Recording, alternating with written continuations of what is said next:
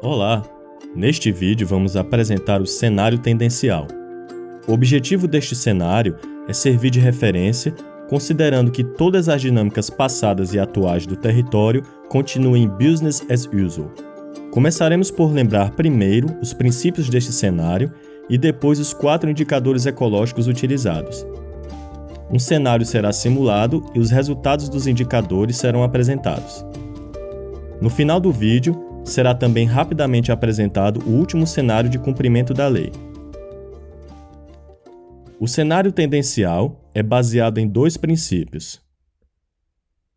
Os usos do solo são estabilizados durante toda a duração do cenário para terras não florestadas. 3 processos são modelados durante o período de simulação. Estes são: crescimento da floresta, como no cenário de reordenamento; desflorestamento, resultando numa mudança no uso da terra, a floresta é substituída por agricultura ou pastagem; degradação da floresta, através do abate ilegal e do fogo. Os modelos destes 3 processos são baseados numa análise histórica ao longo de algumas décadas.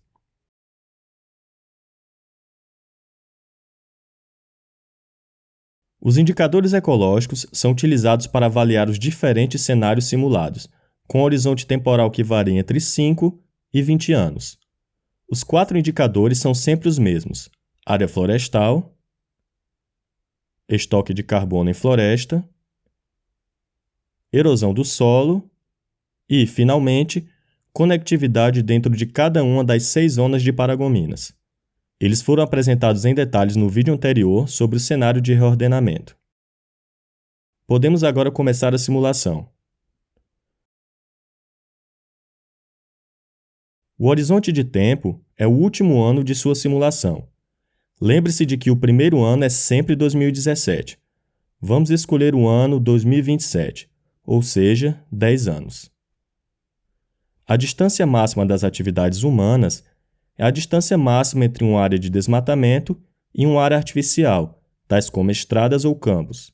Escolhemos 1.000 metros. Finalmente, o coeficiente de diminuição do fogo permite-nos reduzir gradualmente a área anual queimada durante a simulação. Este parâmetro visa dar a possibilidade de simular um controle de incêndios através de uma forte política ambiental, por exemplo. Um coeficiente de 0 é equivalente à ausência total de controle. Escolhemos um coeficiente de menos 0,05, que corresponde a um decréscimo constante de 5% por ano, tornando possível a erradicação total dos incêndios em 20 anos. Agora clicamos em executar e vamos para os resultados. São gerados exatamente os mesmos gráficos com base nos 4 indicadores ecológicos para analisar as simulações de cada cenário. Eles já foram apresentados no vídeo anterior sobre o cenário de reordenamento.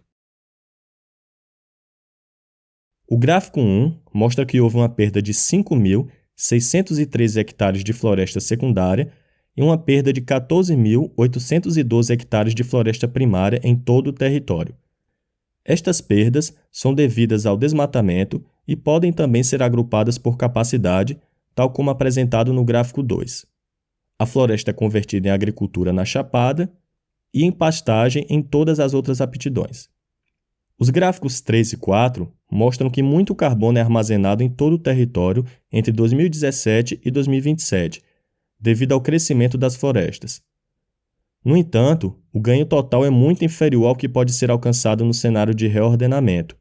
Isto se deve ao desmatamento, mas especialmente à degradação que afeta uma grande área de floresta e pode causar grandes perdas de carbono. Os gráficos 5 e 6 mostram que a estabilidade total do solo em todo o território está diminuindo. Isto se deve ao desflorestamento, que substitui a floresta por terras agrícolas. A estabilidade da chapada está diminuindo muito porque a floresta é substituída pela agricultura, que tem um coeficiente de erosão mais elevado. O gráfico 7 mostra que o índice de densidade de pedaços de floresta, em marrom, aumenta em todas as áreas entre 2017 e 2027, ou seja, a fragmentação aumenta enquanto a conectividade diminui. Isto é devido ao desmatamento e à falta de restauração. Em resumo, O desmatamento provoca uma diminuição da área florestal. Também leva à desestabilização do solo e à fragmentação da cobertura florestal. A degradação, por outro lado, só gera perdas do carbono armazenado pelas florestas, que podem ser significativas.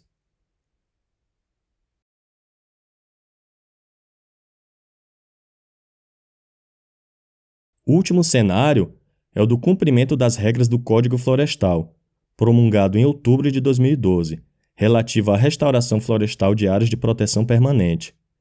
Em Paragominas, as APPs são especialmente áreas ribeirinhas.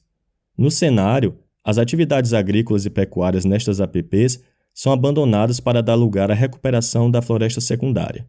Fora das APPs, os usos do solo são estabilizados ao longo de todo o cenário. As florestas em todo o território já não estão sujeitas ao desflorestamento e à degradação. Este cenário é, de fato, um caso especial do cenário de reordenamento, em que apenas as APPs são restauradas sem mudança do uso da terra fora dessas áreas. É possível, portanto, explorar essa modalidade mais facilmente em detalhe, caso desejem.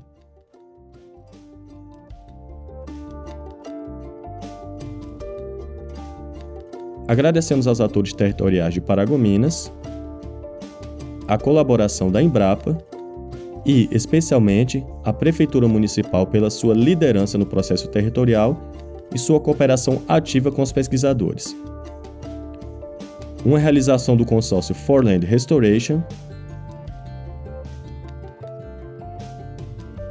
financiado por EIT Climate Kick. Este foi o quarto e último vídeo da série For Land Restoration Paragominas. Agradecemos por sua atenção e esperamos um bom proveito deste material para aprender a utilizar a plataforma e analisar os resultados dos cenários de restauração das terras. Ficamos por aqui. Tchau!